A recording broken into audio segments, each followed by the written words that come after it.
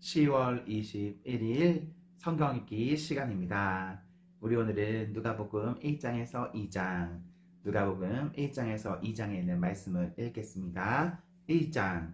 우리 가운데서 일어난 일들에 대하여 차례대로 이야기를 엮어내려고 손이 댄 사람이 많이 있었습니다. 그들은 이것을 처음부터 말씀의 목격자요 전파자가 된 이들이 우리에게 전하여 준 대로 엮어냈습니다. 그런데 존귀하신 데어빌로님, 나도 모든 것을 시초부터 정확하게 조사하여 보았으므로 각하께 그것을 순서대로 써드리는 것이 좋겠다고 생각하였습니다. 이리하여 각하께서 이미 배우신 이들이 확실한 사실임을 아시게 되기를 바라는 바입니다.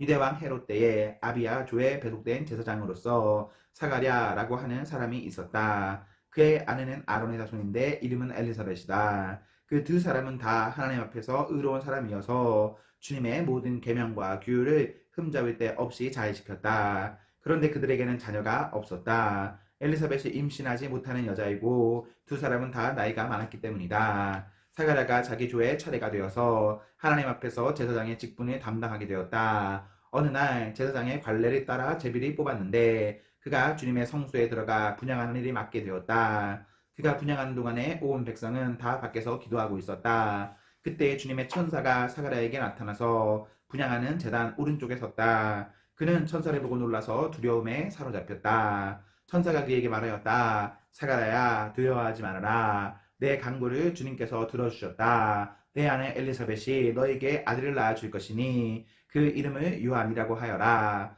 그 아들은 내게 기쁨과 즐거움이 되고 많은 사람이 그의 출생을 기뻐할 것이다. 그는 주님께서 보시기에 큰 인물이 될 것이다. 그는 포도주와 독한 술을 입에 대지 않을 것이요 어머니 뱃속에 있을 때부터 성령을 충만하게 받을 것이며 이스라엘 자손 가운데서 많은 사람을 그들의 주 하나님께로 돌아오게 할 것이다. 그는 또한 엘리야의 심령과 능력을 가지고 주님보다 앞서와서 부모의 마음을 자녀에게로 돌아오게 하고 거역하는 자들을 의인의 지혜의 길로 돌아서게 해서 주님을 맞이할 준비가 된 백성을 마련할 것이다. 사가랴가 천사에게 말하였다. 어떻게 그것을 알겠습니까? 나는 늙은 사람이요 내 아내도 나이가 많으니 말입니다. 천사가 그에게 말하였다. 나는 하나님 앞에 서 있는 가브리엘인데 나는 내게 이 기쁜 소식을 전해주려고 보내심을 받았다. 보아라, 그때가 되면 다 이루어질 내 말을 내가 믿지 않았으므로 이 일이 이루어지는 날까지 너는 벙어리가 되어서 말을 못하게 될 것이다.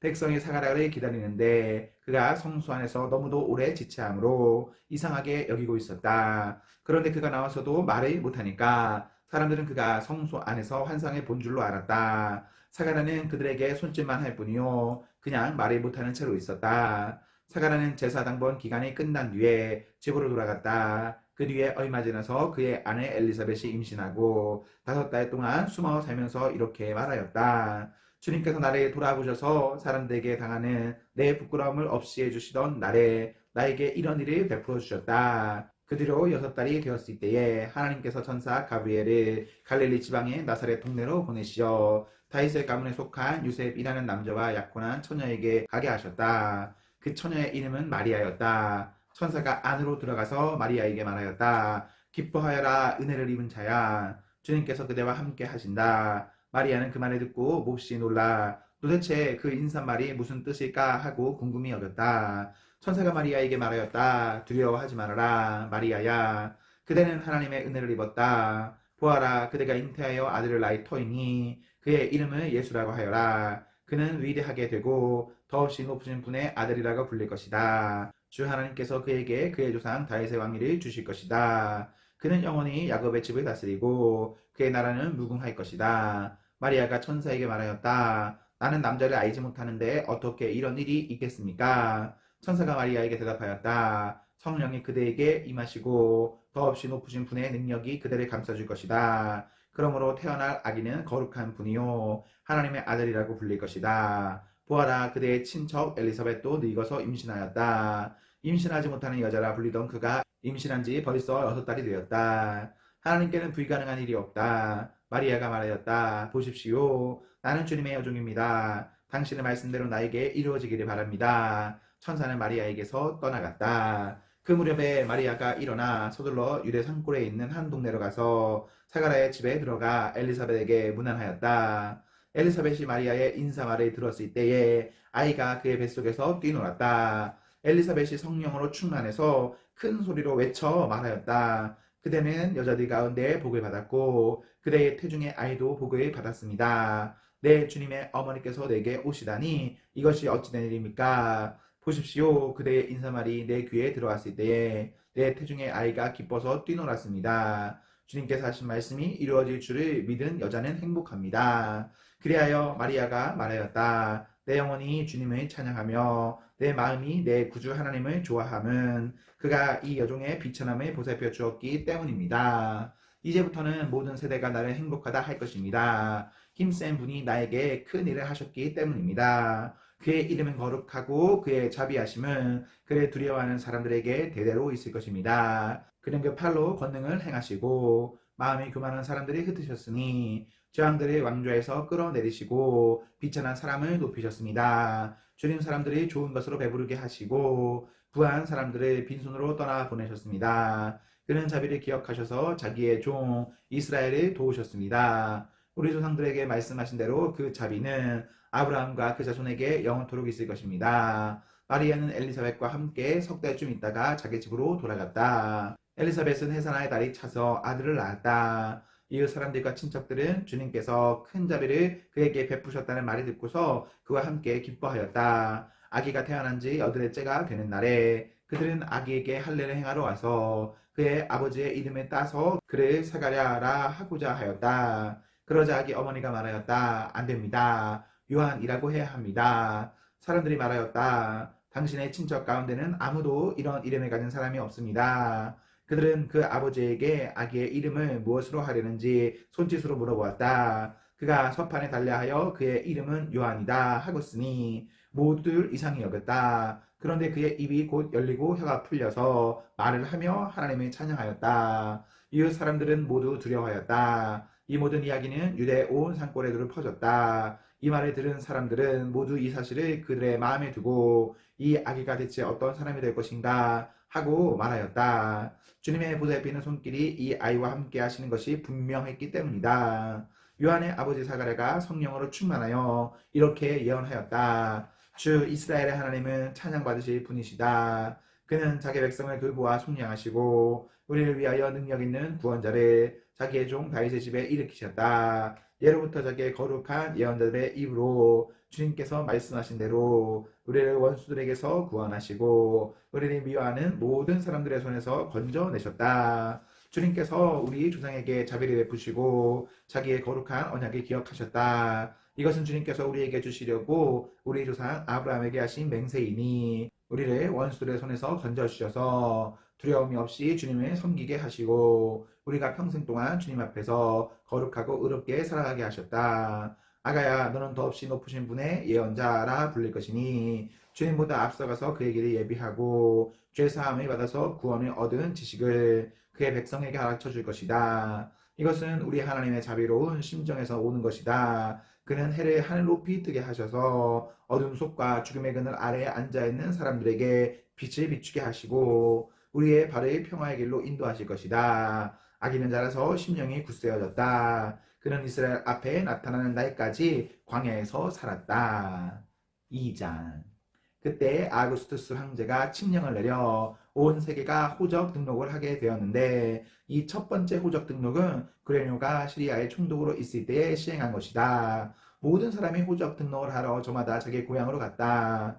요셉은 다윗의 가문의 자손이므로 갈릴리의 나사렛 동네에서 유대에 있는 베들레헴이라는 다윗의 동네로 자기의 약혼자인 마리아와 함께 등록하러 올라갔다. 그때 마리아는 임신 중이었는데 그들이 거기에 머물러 있는 동안에 마리아가 해산할 날이 되었다. 마리아가 첫 아들을 낳아서 포대기에 싸서 그 위에 눕혔다. 여간에는 그들이 들어갈 방이 없었기 때문이다. 그 지역에서 목자들이 밤에 들에서 지내며 그들의 양떼를 지키고 있었다. 그런데 주님의 한 천사가 그들에게 나타났고 주님의 영광이 그들을 두루 비추니 그들은 몹시 두려워하였다. 천사가 그들에게 말하였다. 두려워하지 말아라. 나는 온 백성에게 큰 기쁨이 될 소식을 너희에게 전하여 준다. 오늘 다윗의 동네에서 너희에게 구주가 나셨으니 그는 곧 그리스도 주님이시다. 너희는 한 갓난 아기가 포대기에 쌓여 그 위에 뉘어 있는 것을 볼 터인데 이것이 너희에게 주는 징표이다. 갑자기 그 천사가 더불어 많은 하늘 군대가 나타나서 하나님을 찬양하여 말하였다. 더없이 높은 곳에서는 하나님께 영광이요 땅에서는 주님께서 좋아하시는 사람들에게 평화로다. 천사들이 목자들에게서 떠나 하늘로 올라간 뒤에 목자들이 서로 말하였다. 베들레헴으로 가서 주님께서 우리에게 알려주신 바 일어난 그 일을 봅시다. 그리고 그들은 급히 달려가서 마리아와 요셉과 그 위에 누워있는 아기를 찾아냈다. 그들은 이것을 보고 나서 이 아기에 관하여 자기들이 들은 말을 사람들에게 알려주었다. 이것을 들은 사람들은 모두 목자들이 그들에게 전하여 준 말을 이상히 여겼다. 마리아는 이 모든 말을 고이 간직하고 마음속에 곰곰이 되새겼다. 목자들은 자기들이 듣고 본 모든 일이 자기들에게 일러주신 그대로임을 알고 돌아가면서 하나님께 영광을 돌리며 그를 찬미하였다. 여드레가 차서 아기에게 할례를 행할 때에 그 이름을 예수라고 하였다. 그것은 아기가 수태되기 전에 천사가 일러준 이름이다. 모세의 법대로 그들이 정결하게 되는 날이 차서 그들은 아기를 주님께 드리려고 예루살렘으로 데리고 올라갔다. 그것은 주님의 율법에 기록된 바 어머니의 태를 처음에는 산의 아이마다 주님의 거룩한 사람으로 불릴 것이다. 한 대로 한 것이요. 또 주님의 율법에 이르신 바 산비둘기 한 쌍이나 어린 집 비둘기 두 마리를 드려야 한다. 한 대로 희생제물을 드리기 위한 것이었다. 그런데 마침 예루살렘에 시므온이라는 사람이 있었는데 그 사람은 의롭고 경건한 사람이므로 이스라엘이 받을 위로를 기다리고 있었고 또 성령이 그에게 임하여 계셨다. 그는 주님께서 세우신 그리스도를 보기 전에는 죽지 아니할 것이라는 성령의 계시를 받은 사람이었다. 그가 성령의 인도로 성전에 들어갔을 때에 마침 아기의 부모가 율법이 정한 대로 행하고자 하여 아기 예수를 데리고 들어왔다. 시므온이 아기를 자기 팔로 받아서 안고 하나님을 찬양하여 말하였다. 주님, 이제 주님께서는 주님의 말씀에 따라 이 종을 세상에서 평안히 떠나가게 해주십니다. 내 눈이 주님의 구원을 보았습니다. 주님께서 이것을 모든 백성 앞에 마련하셨으니 이는 이방 사람들에게는 계시하시는 빛이요 주님의 백성 이스라엘에게는 영광입니다. 아기의 아버지와 어머니는 시므온이 아기에 대하여 하는 이 말을 듣고서 이상하게 여겼다. 시므온이 그들을 축복한 뒤에 아기의 어머니 마리아에게 말하였다. 보십시오. 이 아기는 이스라엘 가운데 많은 사람이 넘어지게도 하고 일어서게도 하려고 세우심을 받았으며 비방받는 표징이 되게 하려고 세우심을 받았습니다. 그리고 칼이 당신의 마음에 찌를 것입니다. 그리하여 많은 사람의 마음속 생각들이 드러나게 될 것입니다. 아세 지파에 속하는 바누엘의 딸로 안나라는 여 예언자가 있었는데 나이가 많았다. 그는 처녀 시절을 끝내고 7해를 남편과 함께 살고 과부가 되어서 84살이 되도록 성전에 떠나지 않고 밤낮으로 금식과 기도로 하나님을 섬겨왔다. 바로 이때에 그가 다가서서 하나님께 감사를 드리고 예루살렘의 구원을 기다리는 모든 사람에게 이 아기에 대하여 말하였다. 아기의 부모는 주님의 율법에 규정된 모든 일을 마친 뒤에 갈릴리의 자기네 고향 동네 나사렛으로 돌아왔다. 아기는 자라나면서 튼튼해지고 지혜로 가득 차게 되었고 또 하나님의 은혜가 그와 함께 하였다. 예수의 부모는 해마다 유월절에 예루살렘으로 갔다. 예수가 12살이 되는 해에도 그들은 절기의 습관에 따라 유월절을 지키러 예루살렘에 올라갔다. 그런데 그들이 절기를 마치고 돌아올 때에 소년 예수는 예루살렘에 그대로 머물러 있었다. 그의 부모는 이것을 모르고 일행 가운데 있으려니 생각하고 하룻길을 갔다. 그 뒤에 비로소 그들의 친척들과 친지들 가운데서 그를 찾았으나 찾지 못하여 예루살렘으로 되돌아가서 찾아다녔다. 사흘 뒤에야 그들은 성전에서 예수를 찾아냈는데 그는 선생들 가운데 앉아서 그들의 말을 듣기도 하고 그들에게 묻기도 하고 있었다. 그의 말을 듣고 있던 사람들은 모두 그의 슬기와 대답에 경탄하였다. 그 부모는 예수를 보고 놀라서 어머니가 예수에게 말하였다. 얘야, 이게 무슨 일이냐? 내 아버지와 내가 너를 찾느라고 얼마나 애를 태웠는지 모른다. 예수가 부모에게 말하였다. 어찌하여 나를 찾으셨습니까? 내가 내 아버지의 집에 있어야 할 줄을 알지 못하셨습니까? 그러나 부모는 예수가 자기들에게 한 그 말이 무슨 뜻인지를 깨닫지 못하였다. 예수는 부모와 함께 내려가 나사렛으로 돌아가서 그들에게 순종하면서 지냈다. 예수의 어머니는 이 모든 일을 마음에 간직하였다. 예수는 지혜와 키가 자라고 하나님과 사람에게 더욱 사랑을 받았다. 아멘, 아멘. 네, 우리 오늘 말씀을 모두 읽었습니다. 우리 오늘 하루도 하나님과 사랑 앞에서 행복하십시오. 성령 충만하십시오. 안녕.